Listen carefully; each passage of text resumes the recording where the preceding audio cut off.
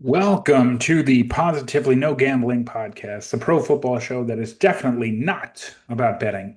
My name is Glenn Fraser. It is Thursday, August 7th, and this is the 2025 team preview for the Cincinnati Bengals. Fun one.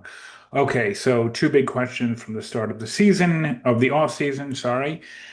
We'll recap 2024, preview 2025, look at some trends, look at some against the spread leans, conclude on those two big questions, and give a prelim over under season total pick.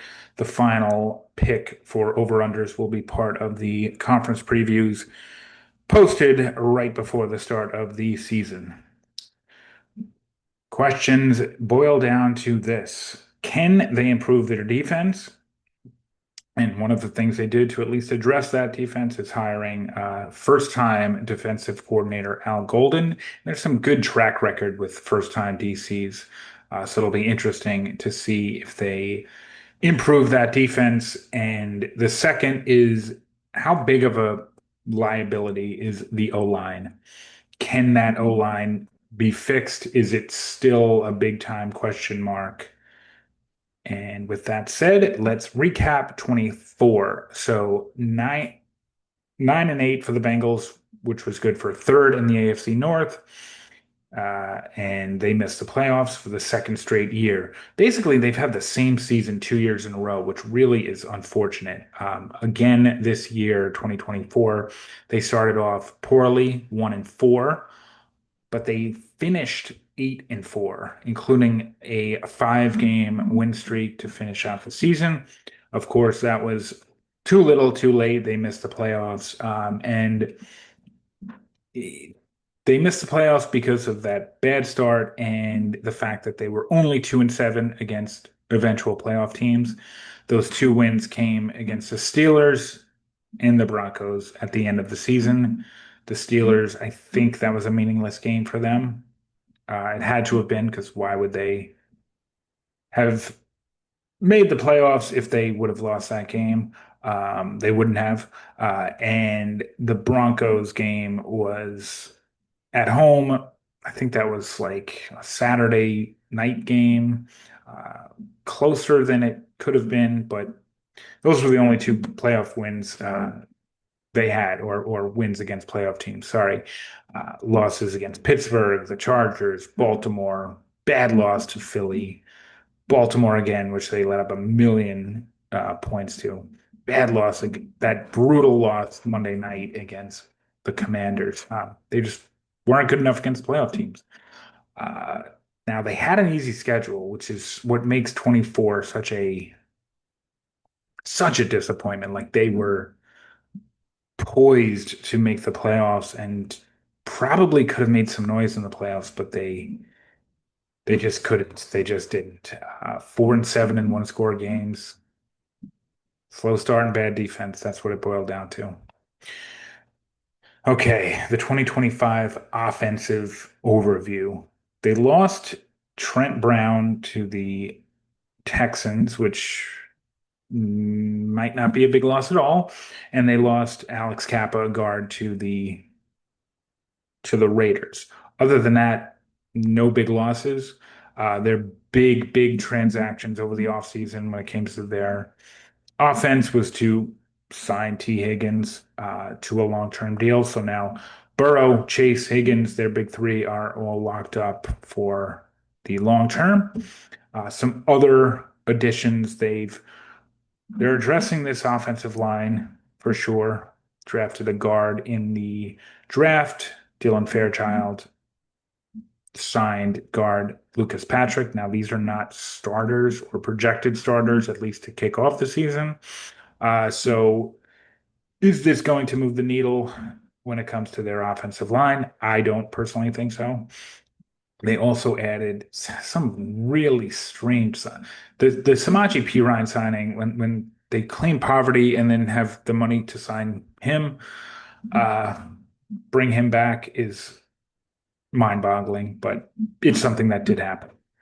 Blue chips, the big three: Burrow, Chase, Higgins. The X factor is going to be their tackles, in particular Amarius Mims, if he can raise his bar and turn into a solid tackle, it helps with the pass protection. It helps with the run game. Um, but it's obviously a tremendous offense, and it's the only reason we talk about the Bengals as a playoff contender and a dark horse to be a Super Bowl contender is because of this offense. It is that good. Okay, so the defense. This is the unit that needs vast improvement. We talked about the change in leadership before, and now we can talk about the change in personnel. In terms of what they've lost, they lost Mike Hilton and Von Bell, who are still free agents. They lost nose tackle Sheldon Rankins to Houston, Jermaine Pratt, linebacker, to Vegas, Akeem Davis Gaithers to Arizona. On a bad defense, none of these guys were really worth bringing back, so I wouldn't consider them to be major losses. In terms of what they added, they went and drafted Shamar Stewart, who just finally signed his deal as an edge rusher. We know about the Trey Hendrickson situation going on, but that could pair together very nicely and turn this defense back into what it was the year that they went to the Super Bowl, which was a pretty damn good defense. In terms of other things that they added linebacker Oren Burks from Super Bowl champ Philly. So that could be a difference maker. And then beyond that, Demetrius Knight, they drafted in a little bit uh, later rounds, but as a projected starter right now. Other than that, that was really the major additions to this defense. Hendrickson's definitely a blue chipper. Logan Wilson definitely has high potential. The X factor, though, without a doubt, is Shamar Stewart, coming in as a rookie, high grade, pair him with Hendrickson. If Hendrickson ends up leaving, the thought process is to, at minimum, you're replacing him with Shamar Stewart. So I like what they did. I don't love what they did. This defense, visually speaking, looks pretty vulnerable in the secondary, and probably doesn't have enough of a pass rush to be considered dominant. So when you compare those two, this looks again to be a pretty vulnerable defense. Preview into the 25 schedule. Either metric, it's relatively easy schedule, middle of the road schedule. Soft at home, pretty tricky on the road. Let's highlight some of those games. In Minnesota, tough place to play. In Denver, very tough place to play. In Green Bay, very tough place to play. In Buffalo this year. So those are what makes this road schedule pretty tricky. But they've got an easy looking start, like legit start. The first two games, they're huge favorites in those games, expected to beat Cleveland, expected to beat Jacksonville. So they should avoid that 0-2 start that plagued them last season. And the week 13 to 15 is as difficult as you can ask in Buffalo, in Baltimore, in Buffalo, home Baltimore. The two best teams in the league, you're playing them 3 weeks in a row, two of them on the road. That's a killer. They got to survive that to get to the end of this season, which looks pretty gettable. In Miami, home for Arizona, home for Cleveland. They need to take advantage of the weeks going into and coming out of the bye. So bye week, they go into the bye, home Jets, home Bears, two teams that do not play very well on the road. And then coming out of the bye, they have Pittsburgh. They always have Pittsburgh. At least you're getting them coming out of a bye. And then a home game against New England, who I'm not as high on as others, so they really need to take advantage of this stretch before it gets really brutal here. Nothing really jumping out on the advanced. They are exactly what their record says it was. They are.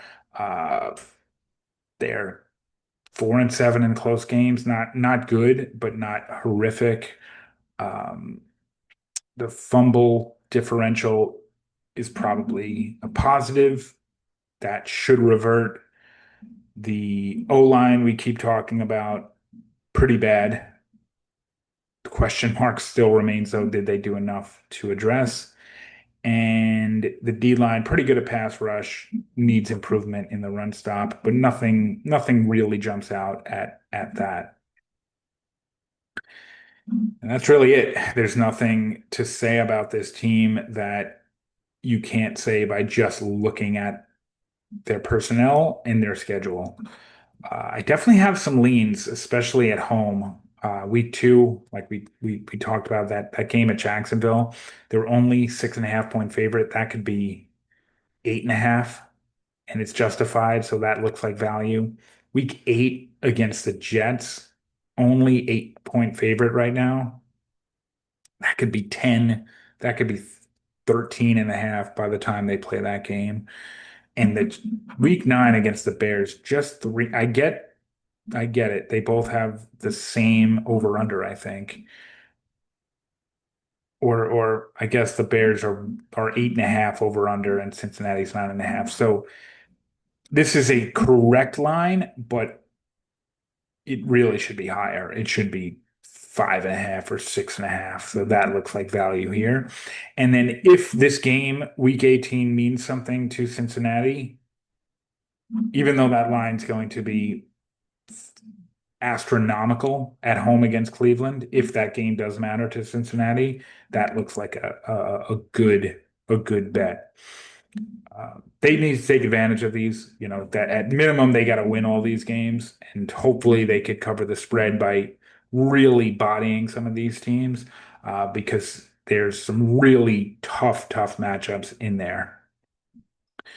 Okay, so to the two big questions. It's a very interesting one because I don't think they did enough to improve the defense. I don't think they did enough to improve the O-line, but it isn't going to impact my pick. I'm going to go over 9.5. I think they get from anywhere from 9 to 11 wins. AFC North's good, but they should really compete in every one of those games. Um, yeah, I don't think that they fix their weaknesses, but I don't think it matters given how undeniably talented their offense is. And I don't think that they'll have that slow start that has plagued them in the past because A, you have T. Higgins already in the building with his contract. You have everybody practicing from day one, and it's just a soft schedule. So it's some good schedule luck. Love Burrow, think that he's just the man. But that situation going on with their pass rusher cannot be ignored. So having said all of that, I think this is an over. I think this is a playoff team. I think they get back to the playoffs. None of those bets really justify themselves at this point, but I like Cincinnati to hit the over 9.5. And that wraps up today's preview. Tomorrow, another AFC North team, but a one with much bleaker outlook, which would be the Cleveland Browns. So we'll talk to you tomorrow.